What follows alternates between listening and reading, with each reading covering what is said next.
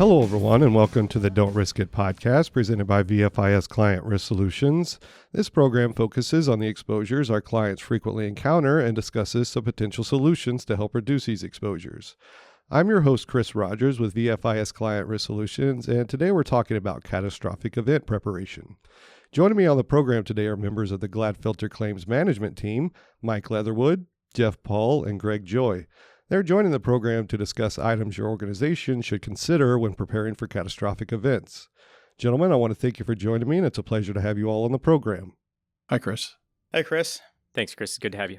Absolutely. So let's start off with a short question that's probably going to have a much longer answer. Can you all talk about what is a proof of loss? So proof of loss from an insurance standpoint is basically a legal document that a policyholder would fill out and provide to their insurance company to show what their claim is, essentially.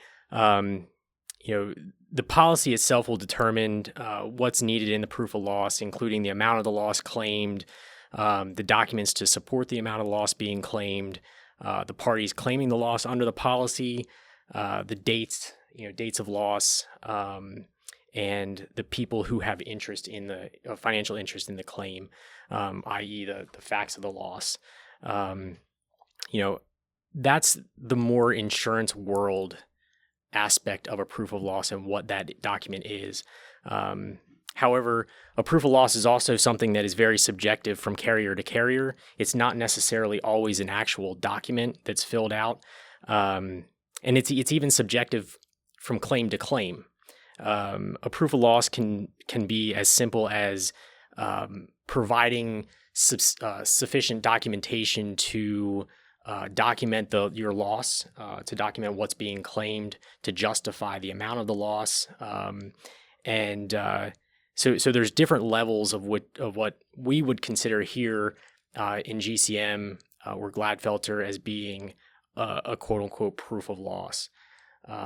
Sometimes they want to just submit maybe an estimate that they've already received for the damages, along with maybe some photos, and some may categorize that as a proof of loss.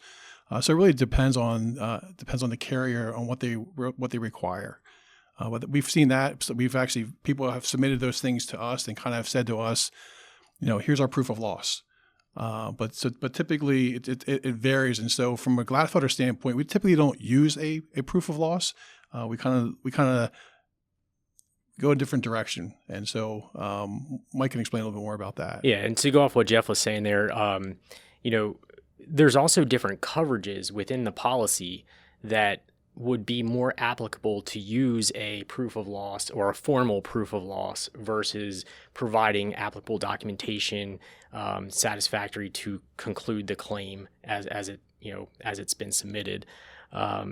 So just for clarification, when you all say a proof of loss, are these documents like receipts or things that tangible items that prove, or is this a verbal clarification of what items? They're tangible receipts. It's like they typically have to submit them. They would submit them to us, and then once we have them, then one may qualify them as a proof of loss. Yeah, and that would be like I was saying, how some are the physical proof of loss document that's filled out that has all the who, what, where, when, why, how, and then signed at the bottom, notarized most of the time, versus providing those receipts and in a fashion to where it's satisfactory for the claim. So in your all's experience, are there some struggles that ESOs might have while preparing a proof of loss? Is there anything that y'all can comment on in that area? So I'll take this one for a little bit here. So there's not so much of a struggle in preparing the physical proof of loss that I was talking about.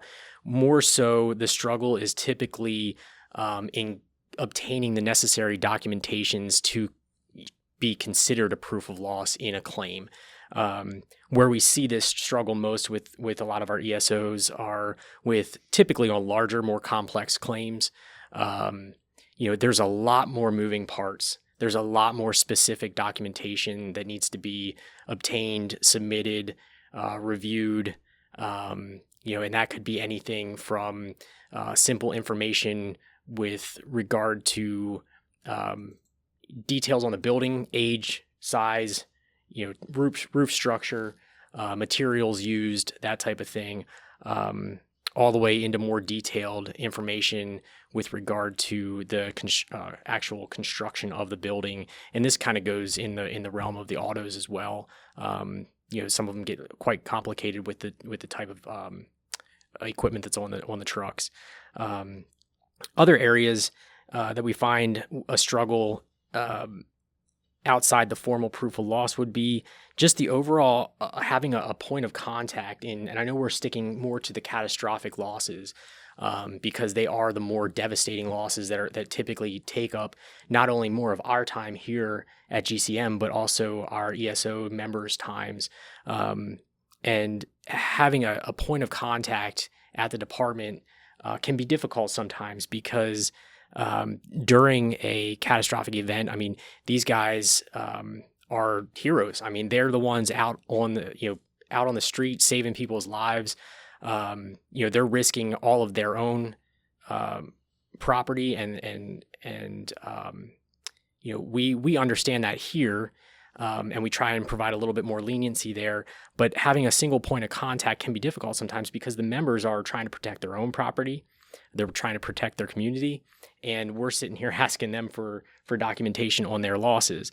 And these guys also, I mean, we understand that this is not most of their full-time job.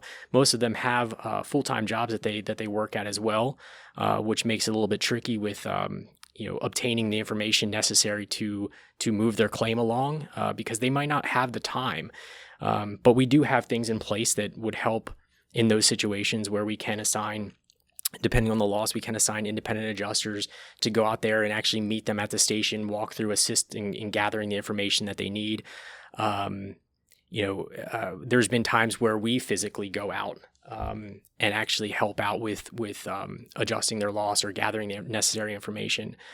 I mean, just to piggyback off of what Mike was saying, we started talking a little bit about catastrophic losses and then dealing with that and then having a proper point of contact. One of the things that we have found is that, for starters, that everybody should have a plan. They need to have a plan prior to. And so what we find is everybody along the coast who's more familiar with a catastrophic event may already have a plan. But it's the other parts of the state where people aren't as familiar with having a catastrophic event. The perfect example is Western North Carolina. What they experience, there's no reason why anybody would ever expect there to have anything like that there. And so you find a lot of those kinds of places, not specifically Western Carolina, but other parts of the country where they don't necessarily have a plan in place because they feel like this may never happen to them, whether it be this kind of a storm from a hurricane or sometimes a tornado. A tornado is also another kind of catastrophic event where it just goes through and it just devastates a good portion of that area that they're in. And then so, as we have found in handling these claims, we get the claims in, and then we want to have a specific point of contact for someone that we can speak to about the claim, but typically it's the chief. And due to the amount of damage that's going on and the extent of damage, the chief isn't readily available. And so he's got other things to talk about. I mean, I've been on the phones with the chief while he's actually in the fire truck. And he said, and asked if he could call me back. And so it's really important as far as part of that plan that they actually have a designated person that they may say that you will be handling the claim. If there's any sort of catastrophic event, you will be our point of contact. And if there is a point of contact, that makes our job a whole lot easier because then we can actually get in contact with that individual quicker, as opposed to, waiting to gather information so we know how to move forward on our end, whether or not we need to send somebody out quickly, whether the building was completely lost or whether or not it just lost a piece of, some shingles. And so by having a designated point of contact, it helps us quite a bit on our end. Yeah, and we also try and have them stick to one point of contact. Every now and then they'll try and have the chief, and then if the chief's not available, the treasurer or something of that nature, the captain whatsoever. We try to eliminate that scenario, and really the main reason why we do that is to eliminate loss of information. Going from one person to the other. A lot of times, if they do want to have a second contact, we would just use them as basically a CC on an email or an email chain. That way, that second point of contact is aware of what's going on. knows what information is being sent back and forth, but they're not the quote unquote primary contact. And that seems to work out well. And it also alleviates the situation what we had before where, the chief is the primary contact, and then the chief becomes ill, or something unfortunate happens, he's out of the picture for a period of time, and it alleviates someone else from picking up from zero and running with it. They have at least all the documentation in front of them that we can assist them with what else they need to provide us.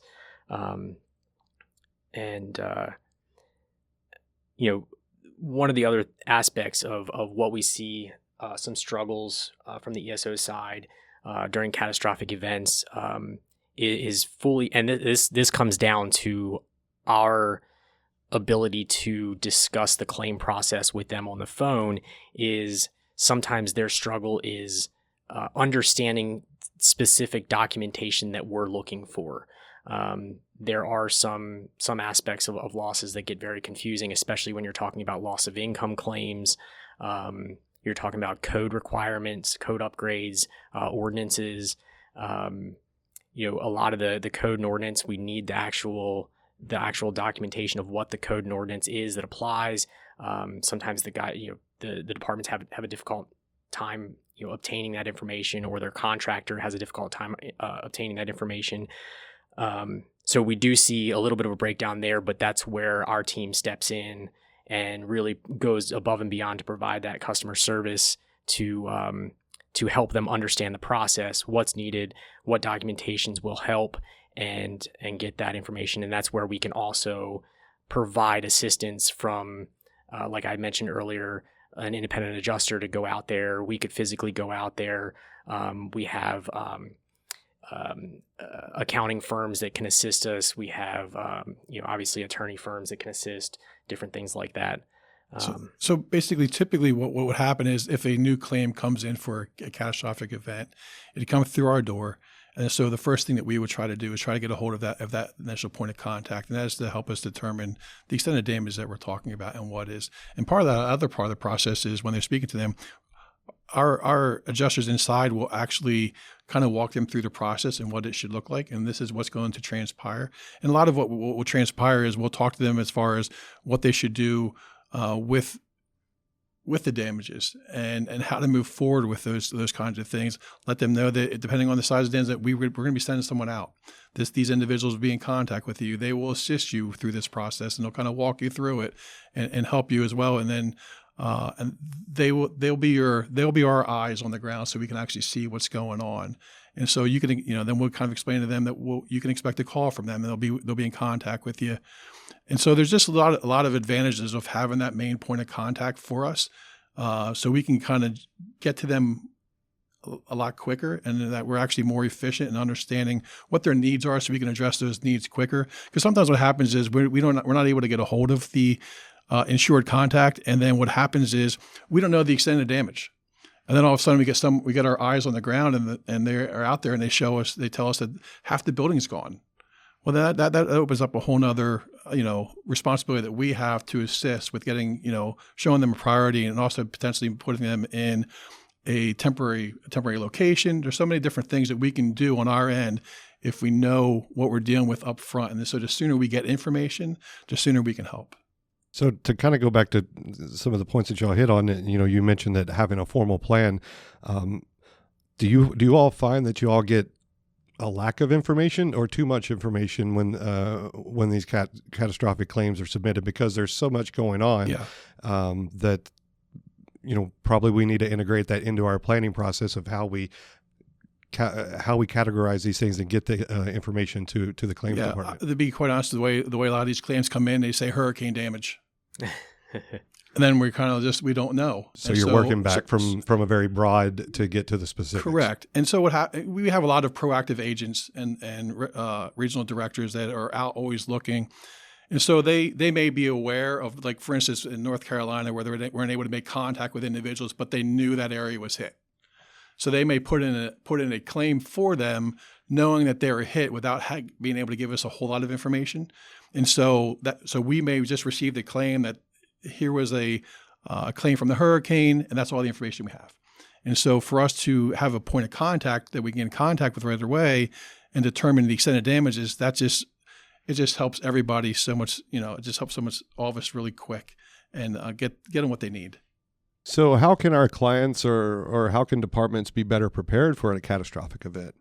Yeah, absolutely. There's different aspects of each claim. So our insureds have their building, they have their personal property, portable equipment, as well as they also have their automobiles. And so there's all different things that they can do for each one of those that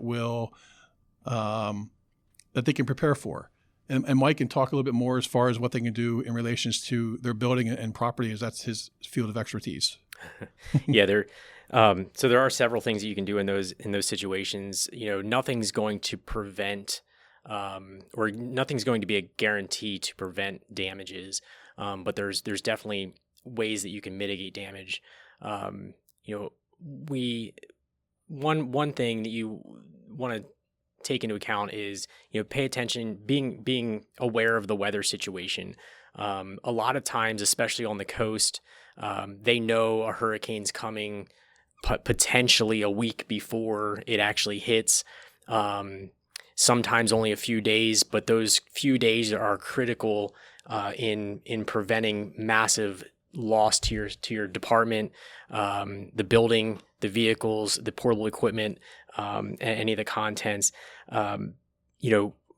Moving, and Greg can talk a little bit more to this on the auto side, but moving your trucks out of the station, your contents in the station, putting it up, moving it to higher ground, whether that's even getting stuff off of the ground. The vast majority of flooding that we see is, under a foot high in the building, the vast majority. Now, obviously, there are a lot of flooding scenarios where the whole building gets wiped out, or it's 4, 5, 6, 10 feet in the building. In those situations, other than taking your stuff physically out of the station and moving it somewhere else to higher ground, there's not too much you can do from saving the building standpoint.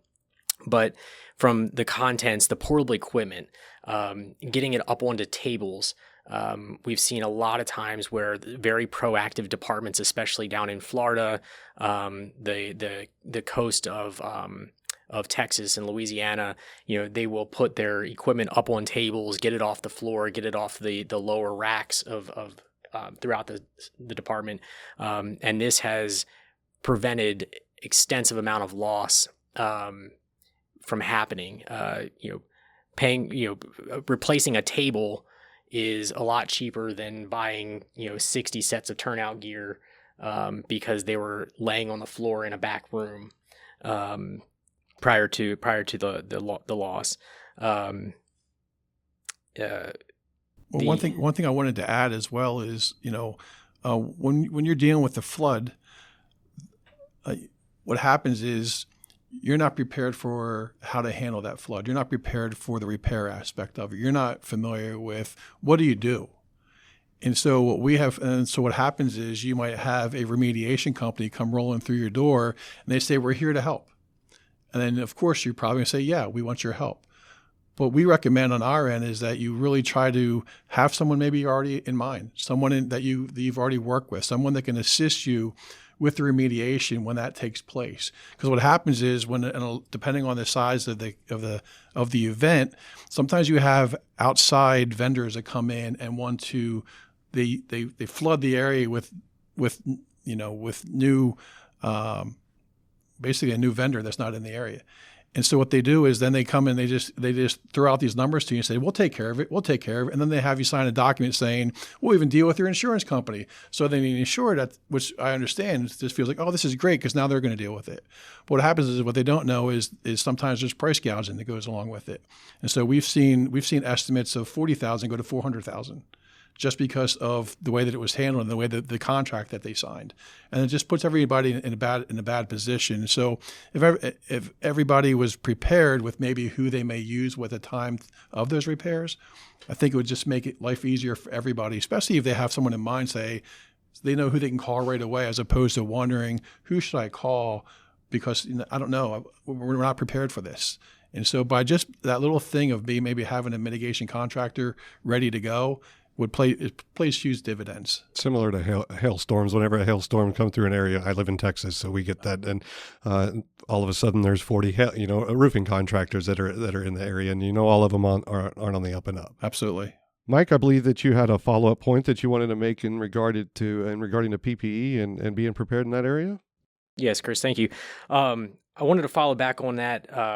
Some of the things with regard to having a plan in place for a catastrophic loss or a catastrophic event is documentation and where to have that. A lot of people don't think about having their truck inventories up to date all the time, or where they back that information up. The portable equipment inventories, whether it's on a truck, in the station, those are massively helpful. Massively. I cannot explain to you how important they are to have in a catastrophic event, especially when everything's gone.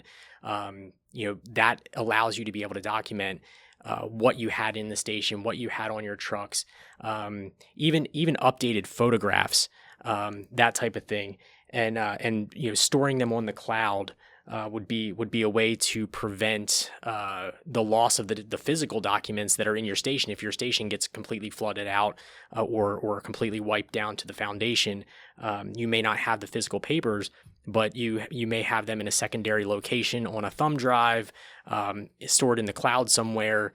But those are pretty critical in having a plan in place and documenting what you had in your building, what you had on your trucks.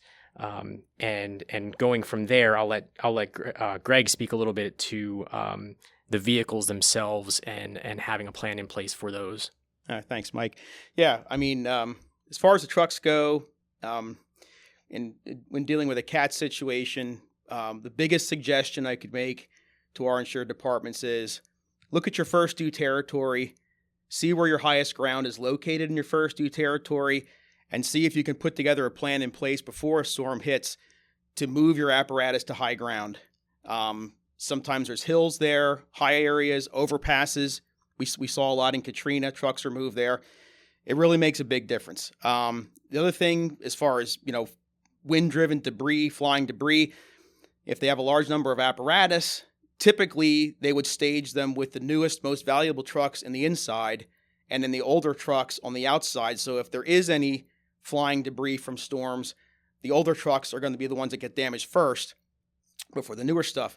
During Katrina, we saw that a lot. This was done in Louisiana a lot during Katrina, and the trucks that were on the inside hardly had any damage after Katrina went through for the departments that took this precautionary measure. And they were able to get back out and respond to calls immediately as soon as the floodwaters went down. There's also some departments near the coast that have strict rules that when wind exceeds a certain miles per hour, they're not going to respond to calls. They'll go out in communities before the storm, they'll broadcast on speakers and tell the public if the wind exceeds a certain miles per hour, they're not going to respond. Other things to think about, items like communications equipment, scene lighting, things like that typically are mounted high on an apparatus. So when trees are damaged, tree limbs fall, things like that, those items are susceptible to be damaged when you're out responding to calls when it's windy. If you are a department, you're in an area that floods frequently, I would strongly consider purchasing high water rescue vehicles to use and not use your $1 million aerial ladder or your, now it's $700,000, $800,000, $900,000 custom cab pumper to drive through floodwaters in. A lot of departments, a lot of chiefs probably know this, some may not. The air intake on a large apparatus is located typically at bumper height. So if it gets blocked by water, if water gets drawn into the air intake, the truck's going to stall. And what's going to happen? Either it's going to stall out and not run, water's going to get ingested into the intake and could hydrolock the motor. The truck's going to otherwise become stranded. So if water comes up quickly, they're going to have to abandon the truck, and there's tens upon tens of thousands of dollars of damage that results from that. Again, in that scenario, the department could be looking at a $60,000 engine replacement for a modern day Cummins diesel. The EPA has really cracked down on diesels over the past 5 to 10 years. And with the amount of emissions equipment that are on these trucks, these engines have increased in price exponentially. So if it's hydrolocked, if there's bent rods or things like that, it's probably going to need a new engine. The same thing with the transmission. Most large apparatus use Allison automatics. It's a really good transmission. If they get water in them and they're damaged beyond repair, the starting cost for your typical Allison tranny in a large apparatus is in the $15,000 range. There are some OEMs that offer some upgrades for storm areas that are susceptible to storm damage, such as simple things like running a piece of tube from the air vent on a rear differential up higher in the truck to keep it out of water. I guess the biggest point I could make here is I'm a former law enforcement officer, and when I went through EV training, one of the things that was pounded into my mind and to all of us in the academy was, if you're going on a call and you wreck, or in case we're talking about storm damage, if you drive into high water and you stall out, you're not doing anybody any good. You then are a call for someone else and your buddies who have to come rescue you, and you're doing absolutely no good for the original call you were sent out there to help. So just some things to think about that we've seen. Well, gentlemen, that was a lot of great information for calls that we don't really want to have to receive, but that's what we're here for, is to service the clients and the public when these events do happen. So we thank you for what you do for our clients, and thank you for joining us today. Thank you. Thanks, Chris. Thank you, Chris. And I want to thank you for listening to the program and for your interest in VFIS safety resources. I want to thank our guests Mike Leatherwood, Jeff Paul, and Greg Joy once again for their time and information. Please consider subscribing to our program to stay up to date on new content releases. Also, if you like what you've heard, please consider leaving a review below. For more information about the many resources available from VFIS, please visit VFIS.com. And to submit ideas for future discussions, please reach out by emailing VFIS Risk Control at VFIS.com. Thanks, everyone, and have a great day.